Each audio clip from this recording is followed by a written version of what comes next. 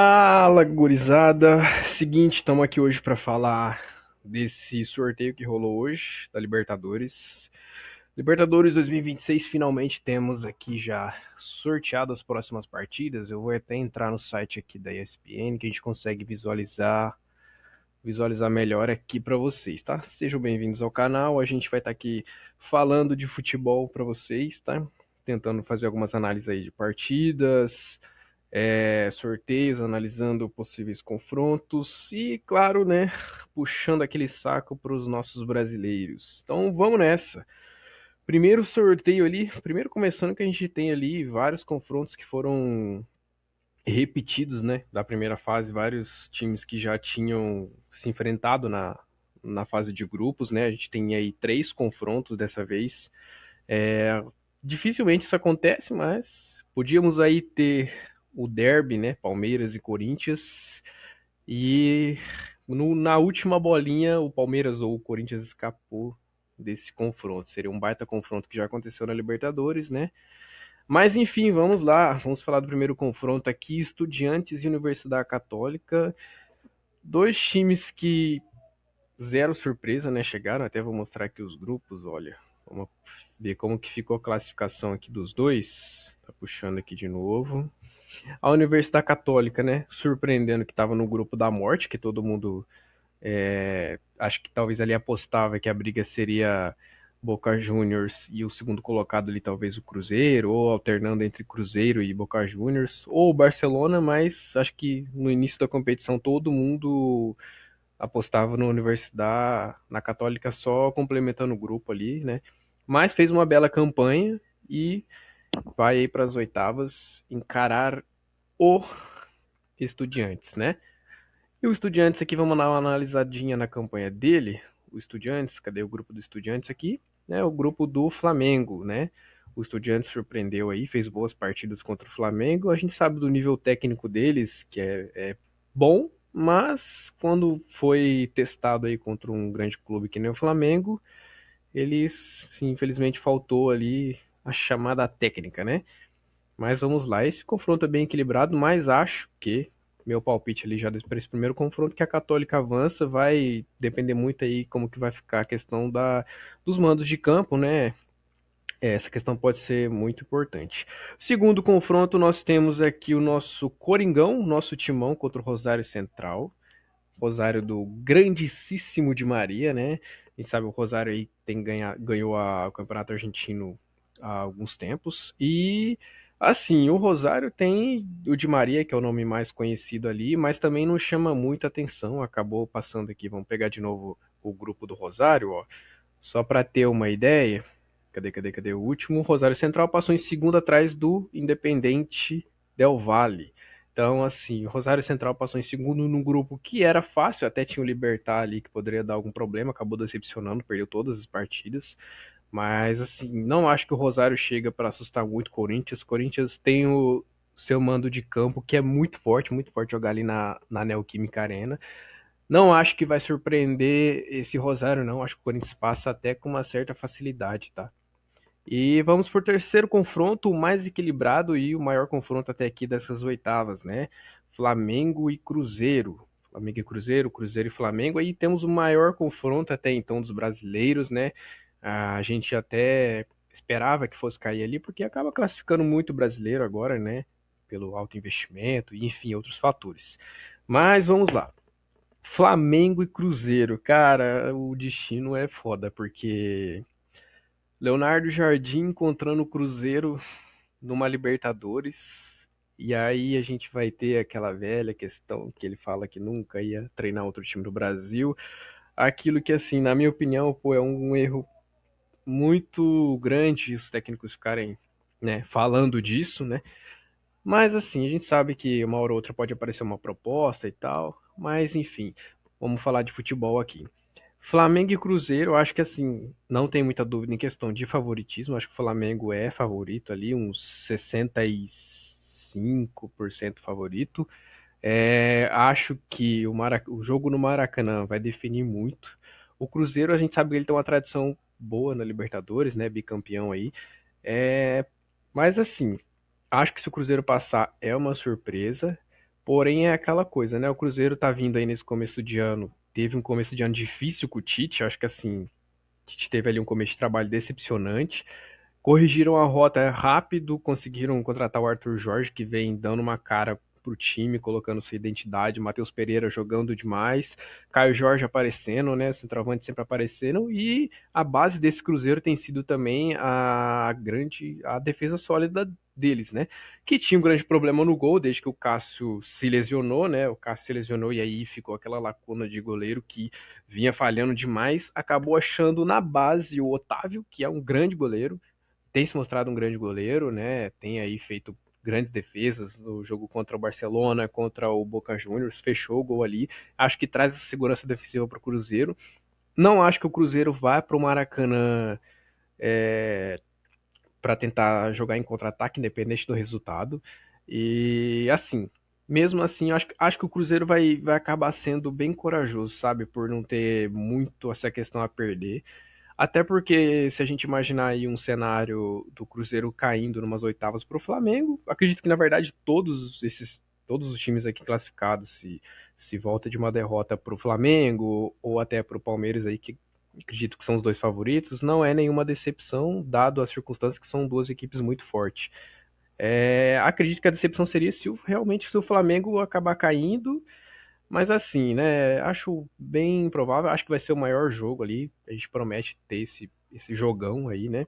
É, E o Flamengo, cara, vai depender também muito de como vai voltar os convocados, né? A gente sempre torce para que ninguém se machuque em Copa do Mundo e tal. Acho que vai depender muito disso. Vão chegar jogadores cansados para dessa Copa, né? Dessa convocação.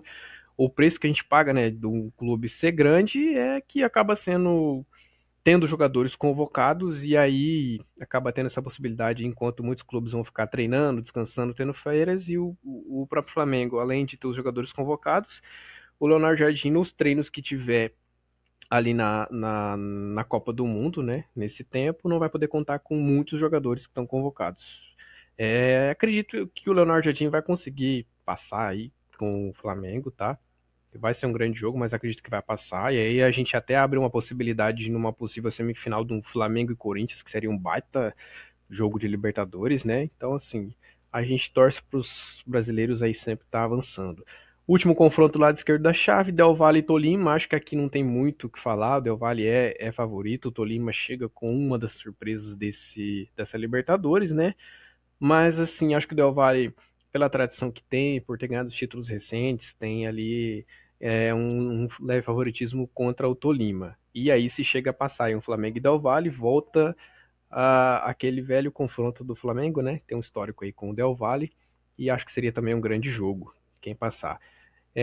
Pulando para o lado direito da chave, nós temos o nosso grande Mirassol, grande surpresa brasileira aí.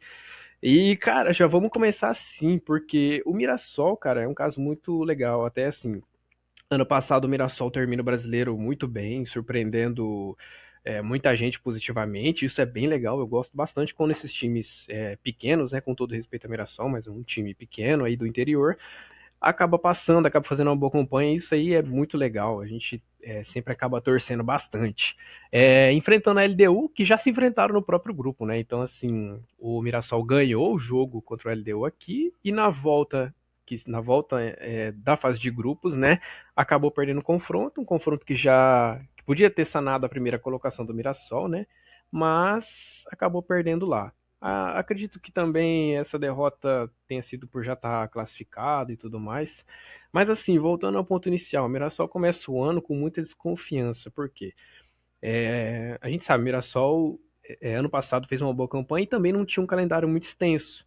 E o calendário a gente sabe que cobra aí um preço muito alto relacionado aos times que estão ali no topo de tabela, Flamengo, Palmeiras, o próprio Corinthians, times como São Paulo, Grêmio, esses times que disputam, né? E o Mirassol teve a vantagem de não estar disputando as grandes competições. Porém, aí chega esse ano e o pessoal ali, eu vi bastante gente falando sobre o Mirassol ter um calendário um pouco mais cheio, que talvez seria a hora de provar se o Mirassol realmente era uma equipe ali boa ou só estava se aproveitando do calendário, né? E aí o Mirassol fez o que fez na Libertadores, né? Deu ali aula em muita gente. A gente até teve o Fluminense passando sufoco na Libertadores. O Fluminense tem muito mais investimento, né? E o Mirassol acabou ficando tranquilo, né? Acabou vencendo suas partidas em casa, que é muito importante. Acabou ficando tranquilo e passou para mim, é grande surpresa aí. E vai pegar a LDU, acho que é muito plausível o Mirassol conseguir uma classificação aí, acho que é bem pertinente. A gente até já entra aí para outro confronto, que seria uma possível quartas de final com o Palmeiras, né? Palmeiras vai enfrentar o Cerro também, outro confronto aí que já teve em fase de grupo. Aqui não tem muito segredo, acho que o Palmeiras é muito, muito forte, acho que é muito favorito, não tem muito o que sofrer com o Cerro. É segurar o resultado lá, tentar até sair com uma vitória e decidir no Allianz. Acho que o Palmeiras tem elenco para isso, não tem muito o que ficar sofrendo. E meu palpite aqui também, já dando spoiler, depois vou fazer um vídeo aqui de palpites, tá? Mas o meu primeiro palpite aqui é que o Palmeiras vai passar e vamos ter um Palmeiras e Mirassol numas quartas de final de Libertadores, que seria muito legal aqui, tá? O penúltimo confronto, né? O nosso grandíssimo Platense que passou no grupo ali do Corinthians contra o estreante, até vou puxar um nome que eu sempre esqueço de cabeça. O nome desse time aqui que é bem difícil, cara. É um time estreante.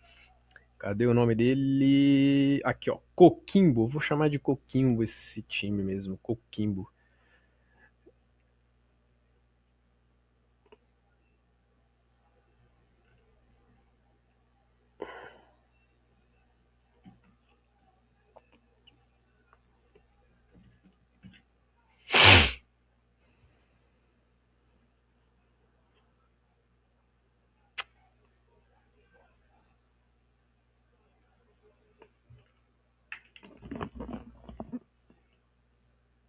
Fica alterar a câmera aqui rapidão.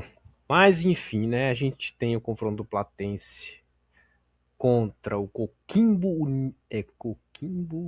Unido, grandíssimo Coquimbo Unido. Coquimbo Unido aí passando, acho que vai ser um confronto ali em termos televisivos que não vai ser tão grande e acho que o Platense ganha, né? Vai ser um jogo aí nivelado por baixo, infelizmente. Mas acho que o Platense leva essa seria o problema. E por último aqui o Fluminense enfrentando o Rivadavia. A gente sabe que o Fluminense já teve problemas com o grande Rivadavia, né? O Zubeldia tem aí o tempo para conseguir achar aquele time que no começo do ano estava aí surpreendendo e sendo aí um dos melhores do Brasil, né? Acho que ali até certo tempo teve o futebol mais bonito jogado aqui no Brasil e acho que o Zubeldia precisa recuperar, né?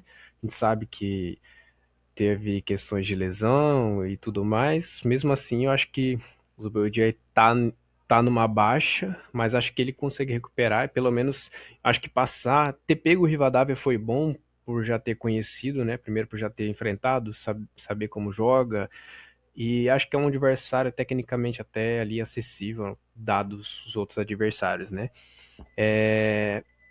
Acho que o Fluminense passa também, então assim, essa Libertadores com muitas surpresas e com uma certa facilidade ali até dos brasileiros, tirando o Flamengo e o Cruzeiro, né? Eu acho que eles são confrontos bem acessíveis. Acho que dificilmente, né, tirando o confronto direto, algum brasileiro vai cair nas oitavas, né?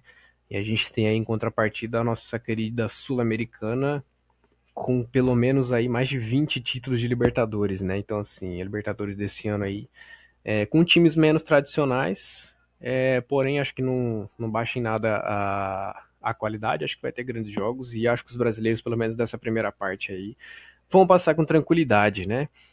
Então bora lá, se inscreve no canal, vou estar fazendo mais vídeos aqui sobre o futebol, próximo vídeo sobre o sorteio da Sul-Americana, né? Vamos falar dos brasileiros, Vasco, Grêmio, vamos falar dos confrontos aí, o Grêmio provavelmente aí se passar pegando um São Paulo duelo de tricolores, se passar, né? Porque a gente sabe que tá difícil a situação. Mas vamos lá, obrigado por ter assistido esse vídeo. Deixa o like, comenta aí ideias de vídeo, comenta, dê seu feedback aqui embaixo, que eu faço mais vídeos fazendo algumas reações. E enfim, bora lá, obrigado a todos, um beijo.